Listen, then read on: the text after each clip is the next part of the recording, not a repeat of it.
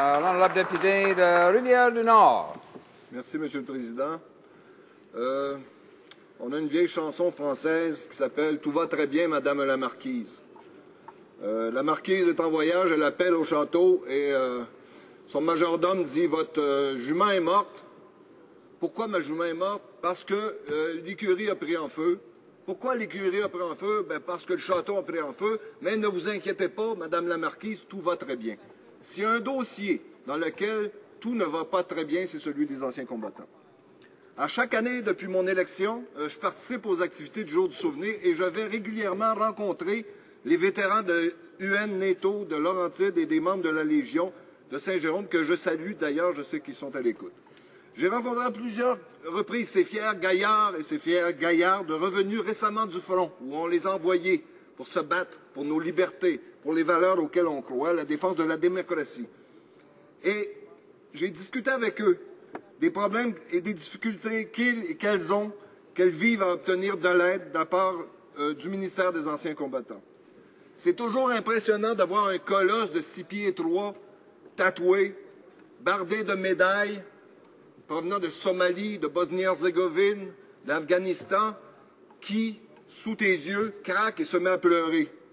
Pourquoi? Parce que il souffre de la situation. J'ai vu beaucoup de souffrance, j'ai vu beaucoup d'inquiétude chez les vétérans. J'ai vu, par contre, aussi beaucoup d'entraide et beaucoup de solidarité.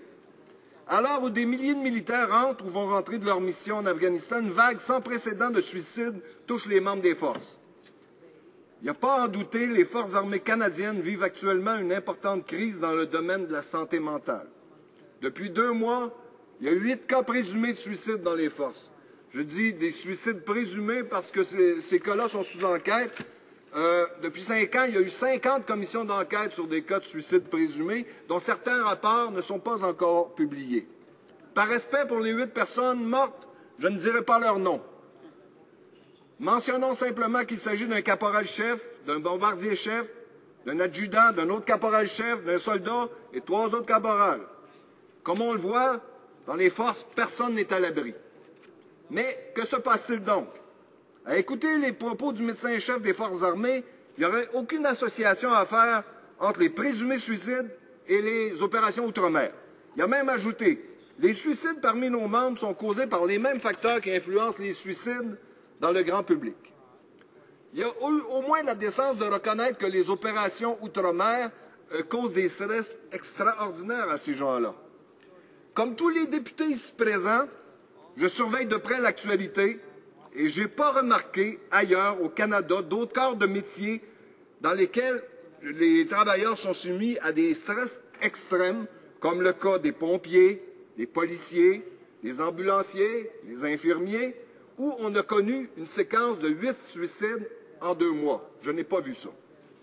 Suite aux propos du médecin en chef de la déclaration, on a une déclaration du lieutenant-général de l'armée Yvon Dallaire, puis sa déclaration est sans équivoque. Et je cite, « Quand on me dit qu'on n'est pas pire que le monde civil, je trouve ça absurde. Ne venez pas me dire que quand on vit cette expérience-là, en parlant de l'expérience du combat, on ne se retrouve pas dans un milieu différent. Et quand on revient dans la famille, pendant les fêtes, on vit de l'isolement, on peut s'attendre à ce que ces gens, les militaires, prennent une décision radicale. Le suicide est toujours une décision radicale, une décision immédiate pour un problème temporaire. Je demande à tous les députés du banc d'en face de reconnaître honnêtement, aujourd'hui, qu'on est en face à une crise, d'accepter le fait que la situation actuelle n'est pas normale, qu'il y a un malaise profond et qu'il faut prendre des mesures urgentes pour contrer ce phénomène et éviter d'autres pertes humaines.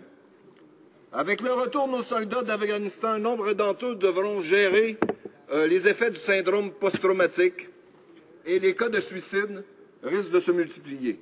Mais en dépit des recommandations de l'Ombudsman de la Défense nationale et des forces canadiennes, le ministère de la Défense n'a toujours pas de base de données nationale qui indiquerait avec précision le nombre de membres des forces armées ayant des troubles liés au stress post-traumatique. Entre 6 000 et 10 000 membres des forces se sont vus libérés de service en 2011 et le seront d'ici 2016 pour des raisons médicales. Si on regarde le taux de prévalence, on estime qu'il y a 5 900 anciens combattants qui vont éprouver des problèmes ou des troubles de santé mentale et dont 2 700 cas sévères de syndrome post-traumatique. La question des besoins en santé mentale dans l'armée est évidente et urgente et elle a été portée devant 2 comités distincts de la Chambre des communes durant les derniers mois. Les anciens soldats et les défenseurs des anciens combattants ont dénoncé le peu d'attention apportée à aider les soldats blessés physiquement et ceux qui souffrent de stress post-traumatique à faire la transition à la vie civile. Jason McDonald, porte-parole du gouvernement conservateur, a réitéré que l'armée et le ministère des anciens combattants prennent au sérieux les suicides et le stress chez les soldats, les anciens et actuels, et qui font tous leurs efforts pour leur donner leur appui. Oh! Est-ce vraiment le cas? Comment peut-on prétendre qu'on prend la situation au sérieux quand on s'apprête à fermer 8 bureaux régionaux d'anciens combattants d'ici le 31 janvier qui traitent 17 223 dossiers de clients? Comment peut-on prétendre prendre au sérieux la situation et les allégations du ministère des Anciens combattants quand on sait que le gouvernement a amputé le budget d'Anciens combattants Canada de 129 millions depuis 2011 et que les compressions supplémentaires de 132 millions sont prévues d'ici 2016. Il y aura 784 postes d'abolis et on dit qu'on prend la situation au sérieux. Hey. Les bureaux qu'on ferme à l'heure actuelle fournissent de l'aide aux anciens combattants, aux retraités de la Gendarmerie royale, des services personnalisés, essentiels pour des problèmes de santé mentale, une intervention personnelle en cas de crise, l'aide qui permet aux anciens combattants âgés de vivre de façon autonome. Les anciens combattants devront soit se rendre dans une autre ville, on parle des trajets de 8, 9, 10 heures pour obtenir des services de première ligne, ou obtenir des services par l'entremise de bureaux qui sont dans Service Canada. Donc, on sait Service Canada, bon, tu as les chômeurs qui sont... Tout sera mêlé dans ces bureaux-là, et les employés qui vont les recevoir n'auront pas nécessairement l'expertise concrète des programmes d'aide qu'il y a présentement à leur disposition. Les anciens combattants n'auront plus accès à des bureaux spécialisés qui avaient été mis sur pied pour eux, en fonction de leurs besoins, avec des salles d'entrevue privées, pour des rencontres avec des agents de service à la clientèle, des gestionnaires de cas, et d'autres salles permettant aux anciens combattants de rencontrer du personnel infirmier ou autre. Dans le cas de personnel qui pense, dans le cas de personnes qui pensent attenter à leur jour, l'accès à des ressources de proximité en temps opportun. Proximité en temps... Je pense à me suicider, j'ai quelqu'un pas très loin que je peux contacter en temps opportun. C'est un facteur déterminant si je vais passer à l'acte ou pas. Et ça, ces ressources-là, on les aura pu en temps opportun rapidement. Il y a des pénuries d'effectifs et on voit des soldats qui vont rentrer au pays dans ce contexte de pénurie d'effectifs-là. Dès 2003, le gouvernement s'était engagé, le gouvernement précédent s'était engagé à doter le ministère de la Défense nationale de 447 travailleurs en santé mentale. En décembre 2013, seulement 388 de ces postes sont occupés.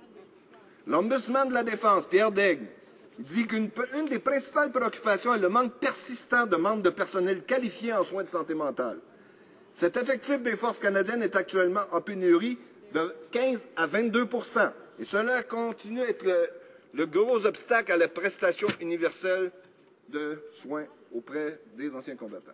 Ce que nous voulons, renverser la décision aberrante de fermer les bureaux régionaux d'anciens combattants qui fournissent des services de première ligne aux combattants.